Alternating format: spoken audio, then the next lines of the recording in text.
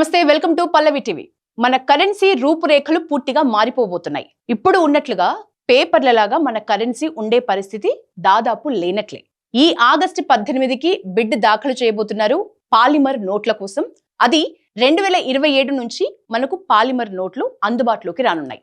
అసలు ఈ పాలిమర్ నోట్లు అంటే ఏంటి, మన కరెన్సీతో పోలిస్తే అవి ఎంత డిఫరెన్స్ ఉంటాయి, వాటికి సంబంధించిన ఖర్చు ఎంత మేరకు పెరిగే అవకాశం ఉంది, ఇట్లాంటి డీటెయిల్స్ ఈ వీడియోలో తెలుసుకుందాం.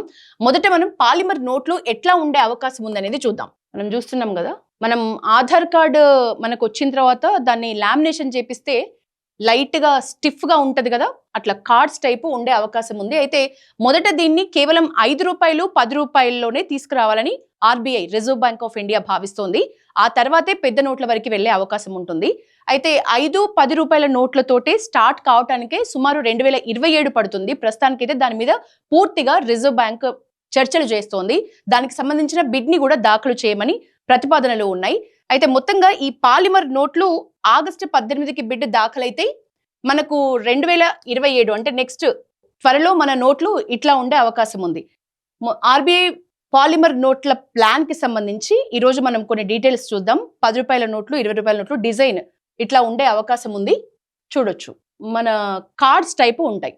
సో ఇది మన ఆర్బీఐ చెప్పిన వివరాల ప్రకారం 2027 నుంచే ఇది వినియోగంలోకి వస్తుంది. ప్రస్తుతం మన దగ్గర ఉన్న కరెన్సీకి ఎటువంటి బాధ లేదు, మనం ఎప్పటిలాగే యూజ్ చేసుకోవచ్చు. ఇది కూడా దశల వారీగా మనకు అందుబాటులోకి తెచ్చే అవకాశం ఉంది.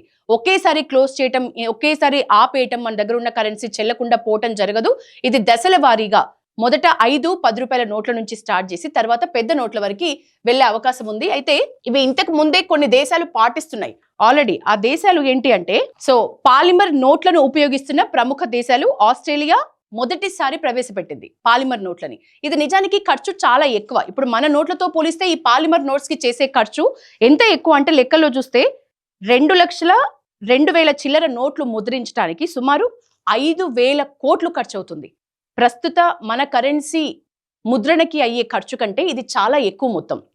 కానీ మన్నిక విషయంలో చూస్తే మన దగ్గర ఉన్న కరెన్సీ, పేపర్ కరెన్సీతో పోలిస్తే దీని మన్నిక 2-5% ఎక్కువ. మన నోట్లు ఎంత కాలం ఉంటాయి అనేది మనకు ఒక అవగాహన ఉంది కదా. సో మన నోట్లో ఉన్న దాని లైఫ్ కంటే కూడా, దాని మన్నిక కంటే కూడా ఈ పాలిమర్ నోట్లు సుమారు 5% వరకు మన్నిక ఎక్కువ ఉంటుంది. సో అవి మనకి రాను రాను ఖచ్చితంగా ముద్రణ చార్జెస్ అనేవి పూర్తిగా తగ్గే అవకాశం ఉంటుంది. కాబట్టి చాలా దేశాలు దీన్ని అందుబాటులోకి తెచ్చాయి. కెనడా అన్ని డినామినేషన్ల నోట్లు పాలిమర్ తోనే ముద్రిస్తారు. యూకేలో 50 రూపాయల వరకు 5, 10, 20, 50 ఈ 4 రకాల నోట్లు కూడా పాలిమర్ నోట్లు ఉన్నాయి. న్యూజిలాండ్ లో కూడా 1990 నుంచే పాలిమర్ నోట్లను వినియోగిస్తున్నారు.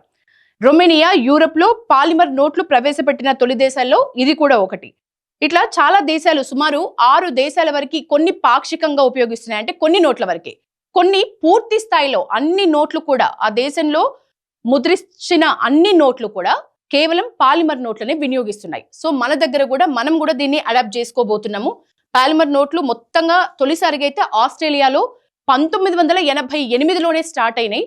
మన దగ్గరికి నిజానికి ఇది లేటుగానే వచ్చింది. కాకపోతే మనం ప్రస్తుతం ఆందోళన చెందాల్సిన అవసరమే లేదు. ఇది దశల వారీగా మొదట 5-10 రూపాయల నోట్లతోనే స్టార్ట్ అవుతుంది. అప్పటి వరకు మన దగ్గర ఉన్న పేపర్ కరెన్సీని మనం వాడుకోవటం, తీసేసుకోవటం మన చేతుల్లో ఉండే పని.